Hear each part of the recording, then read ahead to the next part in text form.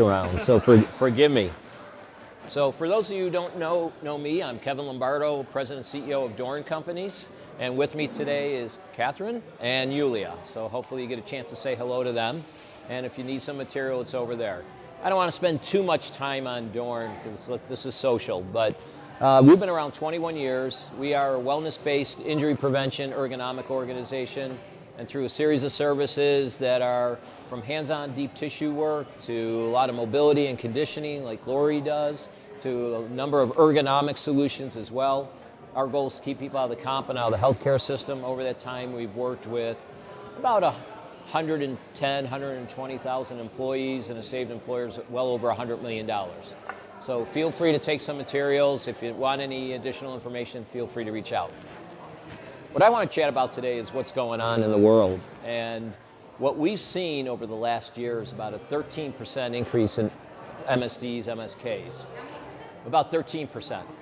And I think it's the National Safety Council has indicated that if nothing changes, it's another 16% increase over the next year.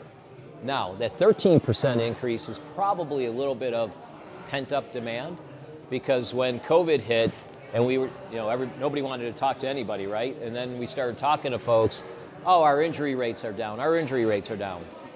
I think that came from a couple places. One, people were afraid to go to a doctor in March, April, May of last year. Who wanted to walk into a doctor's office, right?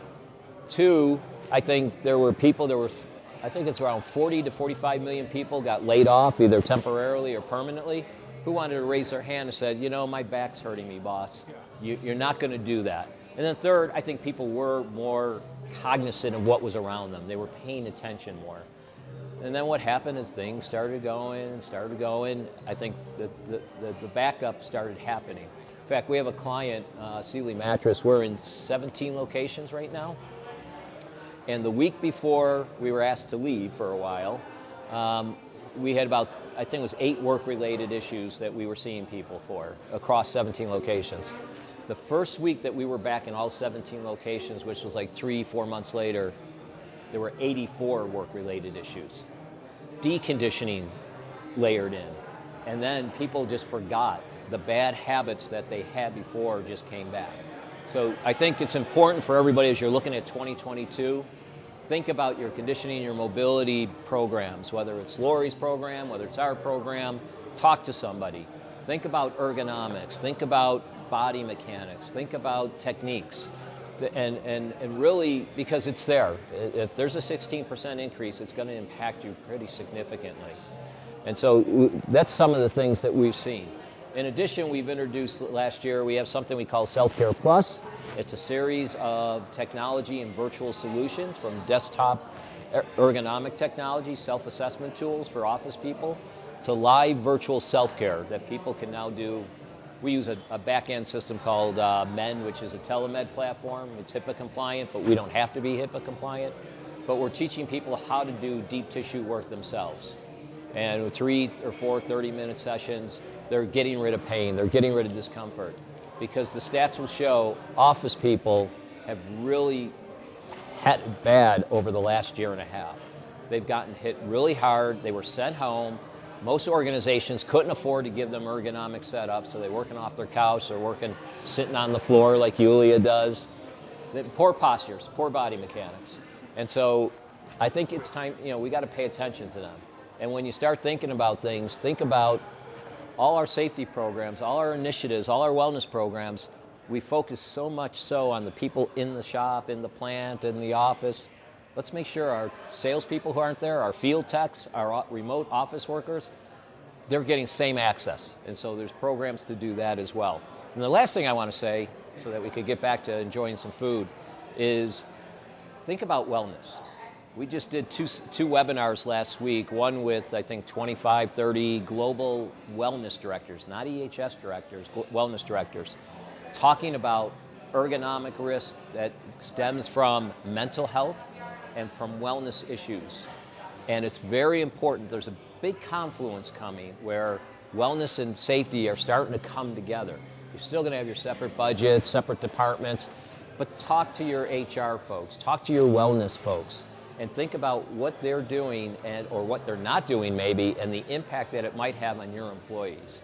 And when you start thinking about things like mental health and wellness, yes, it's been at the board level for the last year because of what's happened. Everybody was in a bad state. But I think it's important to start bringing those things together. And we did that webinar. I think we have a recorded webinar we could share with people. It's a non-sales pitch. You guys could take a look at it and think about that. And think about how you can reach people where they're at with wellness initiatives, behavioral health.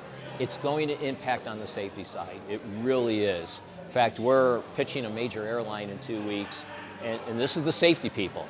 So we did a pre-meeting as to, okay, this is what we want you to cover, safety, safety, safety. Oh, by the way, tell us how you're going to handle behavioral health issues. How you're going to, when the flight attendants come off the plane and they've had unruly passengers and they're just sitting in the bowels, and I've been in the bowels of the airport because we work with another airline, and those people are just sitting around. If they just came off from an intense flight that was very stressful, their risk of injury is tenfold. So we have to come out with our behavioral health solutions that are going to help those people just have somebody to talk to, maybe some wellness apps that they can get on their phone while they're standing around and do some things. Might be mobility and conditioning, might be Lori stuff that gets onto an app, might be our stuff that gets onto an app. But I urge you all to really start thinking about mental health and wellness as you're thinking about your safety initiatives for 2022.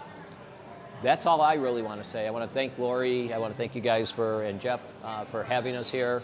We appreciate your time. We appreciate this group. We want to be a big part of this group going forward. So you'll see us around more. Thank you. Appreciate it. Thank you. Thanks. Enjoy.